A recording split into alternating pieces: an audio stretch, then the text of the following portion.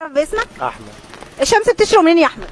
الشمس اه بتشرق من المكان اللي ورا ده اهو. هو يعني سيبك من الكلام ده والهرتله دي. نفاضي نفاضي.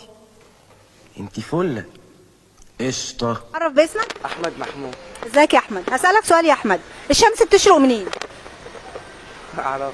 سكنتك امه خسيس. تعرف باسمك؟ صلاح طه. هسألك سؤال يا صلاح، الشمس بتشرق منين؟ من الغرب. يا دين النبي ايه الحلاوه دي؟ تعرف باسمك؟ اسامه اشرف. بتشتغل ايه يا اسامه؟ على التروسيكل. طيب يا اسامه هسألك سؤال وتجاوبنا عليه. الشمس بتشرق منين؟ من المشرق. في الاخرق لون الاحمق. تعرف باسمك؟ مصطفى. بتشتغل ايه يا مصطفى؟ انا عندي المغسله ده. عندك كام سنه؟ هو 22 سنه.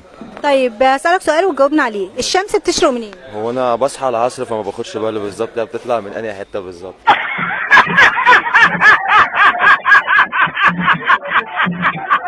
تعرف باسمك؟ محمد. بتشتغل ايه يا محمد؟ في سوبر ماركت. طيب هسألك سؤال، الشمس بتشرق منين؟ ده جاي لي انا بقى. باسمك؟ محمد مصطفى السيد. بتشتغل ايه يا محمد؟ طالب اولى ثانوي.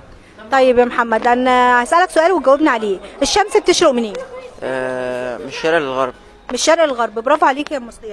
الشمس بتطلع من عند بيتكم. برافو. تعرف كده احسن.